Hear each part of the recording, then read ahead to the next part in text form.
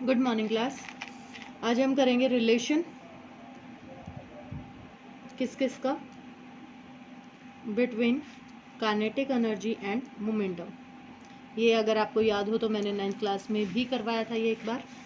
तो अपने पास क्या है, काइनेटिक एनर्जी क्या है अपने पास, हाफ mv², ये हो गई काइनेटिक एनर्जी। और मोमेंटम जो है अपने पास p = it is the product of mass and velocity. तो अब यहाँ देखो, इसमें मैं इस इक्वेशन में मैं क्या करूँ, m से मल्टीप्लाई कर दूँ और m से ही डिवाइड कर दूँ। तो kinetic energy equals to half m² v² और डिवाइडेड बाय क्या हो गया m। इसको क्या लिख सकते हैं, हाफ mv का whole square divided by m। और इसको क्या पुट कर सकती हूँ मैं, p पुट कर सकती हूँ। तो kinetic energy equals to p² by 2m। तो ये रिलेशन आ गया हमारे पास किसका, काइनेटिक एनर्जी का लीनियर मोमेंटम से। तो अब यहाँ पर अगर मैं कहूँ कि मेरा मोमेंटम कांस्टेंट है तो kinetic energy is inversely proportional to mass. तो इसके लिए जो ग्राफ होगा हमारे पास, वो ग्राफ किस किस का हो जाएगा, काइनेटिक एनर्जी और मास का। तो मास कैन नेवर बी जीरो, तो ये यहाँ क्या नहीं करेगा, मिलेगा नहीं। तो ये इस तरीके से ग्राफ बन जाएगा, इधर काइनेटिक एनर्जी आ गया और इधर क्या आ गया आपका, मास आ गया। अगर मान लो कि अब मैं कहूँ मेरे पास मास कांस्टेंट है तो kinetic energy is directly proportional to p²। तो इस केस में अपने पास p और m के बीच में जो रिलेशन बनेगा, यहाँ पर क्या किया था हमने, m कांस्टेंट किया था, तो m नहीं, यहाँ पर p आ जाएगा अपने पास। काइनेटिक एनर्जी और p के बीच में जो बनेगा ग्राफ वो इस तरीके से बन जाएगा, p² है, p बढ़ता जा रहा है जैसे जैसे काइनेटिक एनर्जी बढ़ेगी। तो यहाँ m कांस्टेंट है अपने पास, ठीक है। अब नेक्स्ट मैंने ले लिया कि मेरे पास अगर एनर्जी कांस्टेंट है और तो p इज, यहाँ से क्या हो जाएगा अपने पास, ये इधर चला जाएगा, p is directly proportional to √m। तो इनके बीच का जो ग्राफ होगा वो कुछ इस तरीके से बन जाएगा कि अपने पास मास जो है वो एक लिमिट तक क्या कर सकता है, इंक्रीज कर सकता है, उसके बाद एक कांस्टेंट क्वांटिटी आ जाएगी, यानी कि एक सैचुरेशन हमारे पास आ जाएगा। तो उसके लिए ये ग्राफ हो जाएगा। अब नेक्स्ट है अपने पास वर्क एनर्जी थ्योरम। ये भी आपका पढ़ा हुआ टॉपिक है, work energy theorem. Work energy theorem क्या कहती है कि हमारे पास चेंज इन एनर्जी, यानी कि चेंज इन एनर्जी क्या है अपने पास, कि हम final energy, kinetic energy final minus kinetic energy initial, अगर हम काइनेटिक एनर्जी को घटा देते हैं, ये एनर्जी के लिए बात कर रही हूँ मैं, काइनेटिक एनर्जी के लिए। सिमिलरली आप पोटेंशियल के लिए भी वैल्यूज लिख सकते हैं। तो हमारे पास ये हमेशा किसके बराबर होगा, वर्क डन के बराबर होगा। तो क्या कहती है ये theorem, according to this principle work done by the net force in displacing a body is equals to the change in the kinetic energy of the body। तो अब हमें पता है फोर्स हमारे पास किसके बराबर होता है, मास इनटू एक्सेलरेशन। एक्सेलरेशन की जगह पे क्या लिख सकते हैं, mdv/dt। अब dw इक्वल्स टू और किसके बराबर होता है, fds के। ये वैल्यू यहाँ पर पुट कर दूँ तो dw इक्वल्स टू किसके बराबर आ गया अपने पास, mdv/dt और इनटू ds। अब ये जो है अपने पास ds/dt, ये बन गया क्या, वेलोसिटी हमारे पास। तो dw equals to mv/dv for the total amount of work done. मैं इसको क्या कर दूँ, इंटीग्रेट कर दूँ। तो जब वर्क डन 0 था तो वेलोसिटी u थी, और जब वर्क डन w हो गया हमारे पास तो वेलोसिटी किसके बराबर हो गई, v के बराबर हो गई। तो हमारे पास क्या वैल्यू आ जाएगी यहाँ से, total amount of work done w equals to m बाहर आ जाएगा, कांस्टेंट है, और इसका हो गया v²/2 and limit is keep changing from u to v। Now putting the limits, तो w इक्वल्स टू m/2 और यहाँ वैल्यूज पुट करेंगे v² minus u², initial upper limit minus lower limit. अब अंदर मल्टीप्लाई कर लूँ तो w equals to half mv² minus half of mu²। अब ये हमारे पास क्या बन गई, काइनेटिक एनर्जी बन गई विद द फाइनल वेलोसिटी, और ये हमारे पास काइनेटिक एनर्जी बन गई विद द इनिशियल वेलोसिटी। तो w equals to kinetic energy final minus kinetic energy initial. तो ये हमारे पास क्या आ गई, work energy. This is known as work energy theorem, ठीक है। अब बात करते हैं हम काइनेटिक एनर्जी की, हम बात कर चुके हैं। अब हम बात करते हैं सेकंड एनर्जी की, and second energy equals to potential energy, ठीक है। तो पोटेंशियल एनर्जी जो है वो हमारे पास दो तरीके से होती है।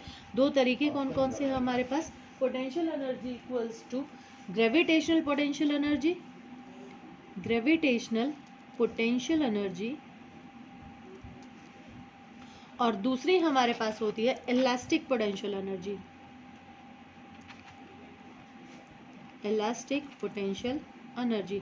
अब यहाँ देखो, अब ये जो है अपने पास ग्रेविटेशन, जैसा कि नाम है इसमें, ड्यू टू द ग्रेविटी हमारे पास जो एनर्जी आएगी तो वो हमारे पास कौन सी होगी, ग्रेविटेशनल पोटेंशियल एनर्जी। तो इसको क्या कहेंगे, by virtue of its position, उसकी बॉडी की पोजीशन की वजह से जो एनर्जी आएगी that is called gravitational potential energy. और इलास्टिक पोटेंशियल क्या हो जाएगी अपने पास, by virtue of its configuration.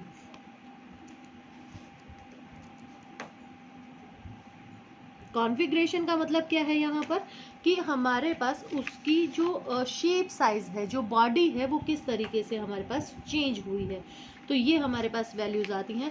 तो इसके लिए अगर मैं बात करूँ तो मान लो मेरे पास ये सरफेस था, यहाँ मेरे पास एक बॉल थी और इस बॉल पर मैंने फोर्स लगाई, यानी कि अब यहाँ पर इसका वेट जो है वो एक्ट करेगा वर्टिकली डाउनवर्ड।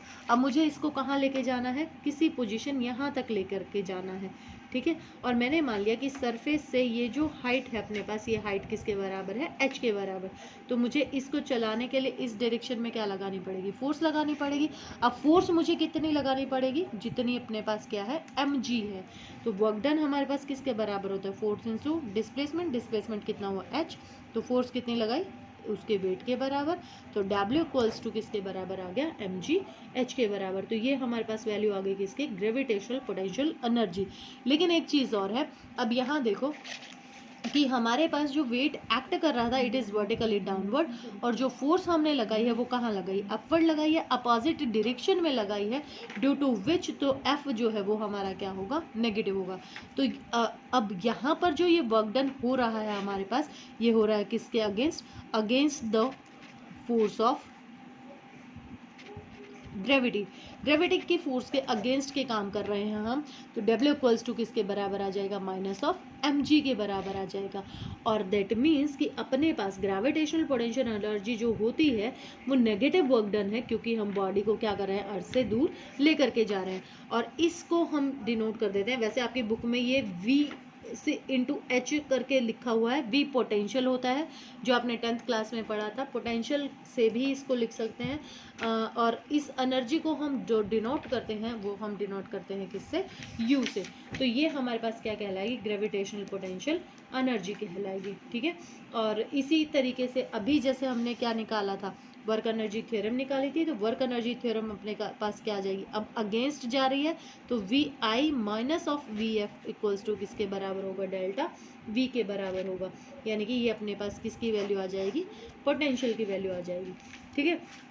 और अगर मान लो कि अपने पास कोई एक ऐसी सिचुएशन हो जाए कि ये कहें कि जैसे अपने पास बॉडी यहाँ से यहाँ लेकर के जा रही है, तो उसके पास काइनेटिक भी है, फाइनल पर जब पहुँचेगी अगर रेस्ट पर आ जाती है तो वहाँ पोटेंशियल क्या हो जाएगी, जीरो। अगर कोई ऐसी कंडीशन आ जाए दैट पोटेंशियल इक्वल्स टू किसके बराबर हो जाए, काइनेटिक है, इसके इन बिटवीन कोई एक ऐसा पॉइंट आएगा जहाँ पर ये दोनों एनर्जीज हमारे पास बराबर होंगी, तो यहाँ से वैल्यू निकाल सकते हो √2gh। और ये फिर मोशन ऑफ इक्वेशन से है, जब हमारे पास बॉडी शुरुआत में क्या रहती है, रेस्ट पोजीशन पर रहती है, तो ठीक है।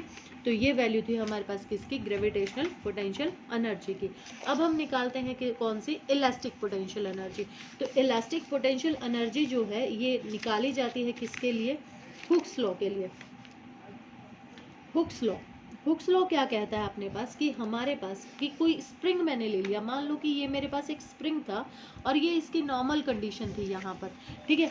ये मेरे पास सरफेस था और यहाँ एक ब्लॉक है जिस पर मैंने फोर्स नहीं लगाया है अभी। अब मैं इस पर फोर्स लगाकर और क्या कर दूँ, इधर ले आऊँ, और यहाँ से ये स्प्रिंग स्ट्रेच करके और मैंने ये यहाँ रख दिया, ब्लॉक यहाँ रख दिया।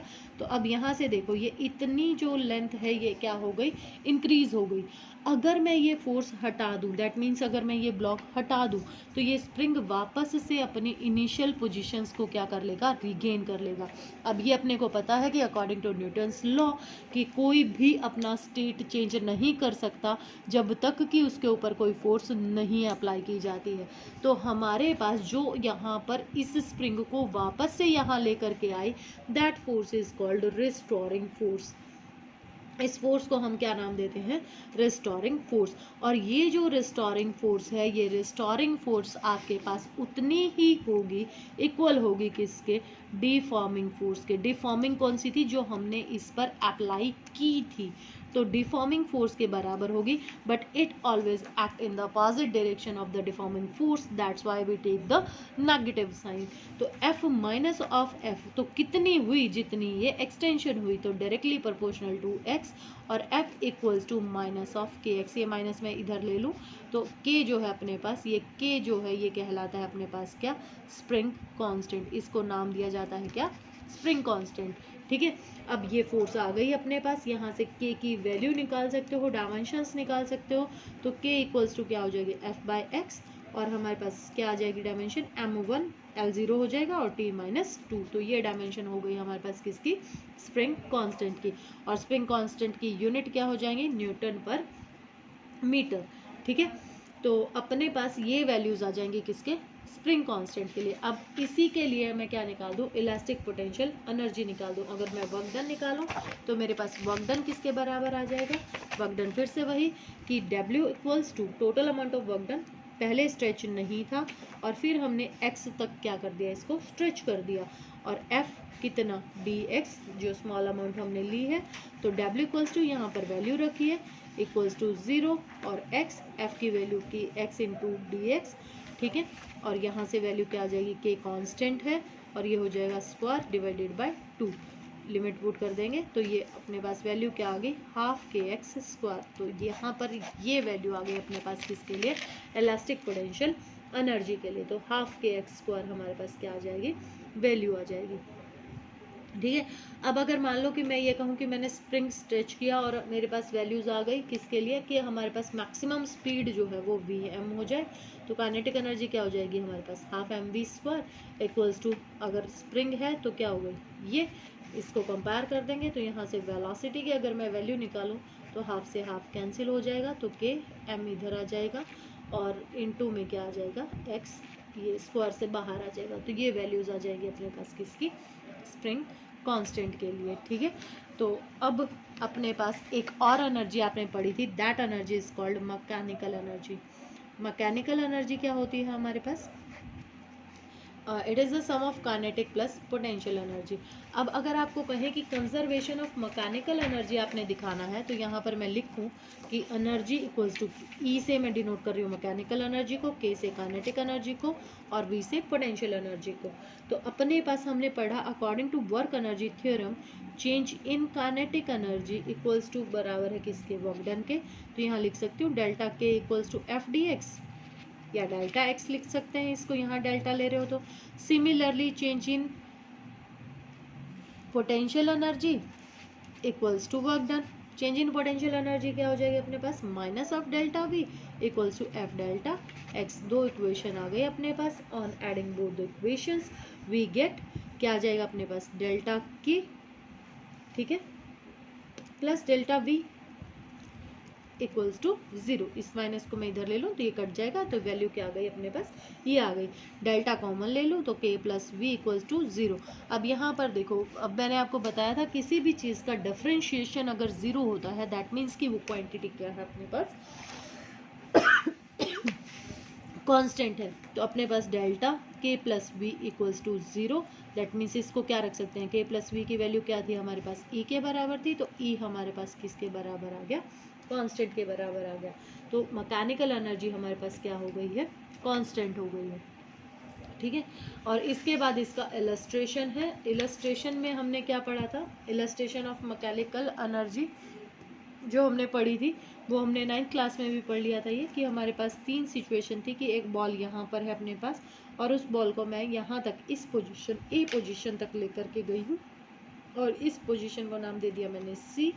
ये जो टोटल हाइट है इसमें ये हाइट मेरे पास कितनी है, h। कहीं मैंने यहाँ पर पॉइंट B ले लिया, और अपने पास यहाँ से यहाँ तक का जो डिस्टेंस है, इस डिस्टेंस को मैंने मान लिया x है, तो ये बच गया कितना, h माइनस एक्स। तो तीनों ही पोजीशन पर मैंने काइनेटिक और पोटेंशियल निकाल कर उनको क्या कर दिया था, ऐड कर दिया था। तो ये डेरिवेशन आप खुद करेंगे, अगर नहीं समझ में आएगी तो फिर दोबारा से पूछ लेना मेरे से। ठीक है, अब इसके बाद मास एनर्जी इक्विवेलेंस रिलेशन है अकॉर्डिंग टू आइंस्टीन। हमारे पास E = mc²। इन्होंने क्या कहा था कि अगर कोई बॉडी हमारे पास square of speed of light से चलने लग जाती है तो मास भी ट्रांसफॉर्म्ड हो सकता है।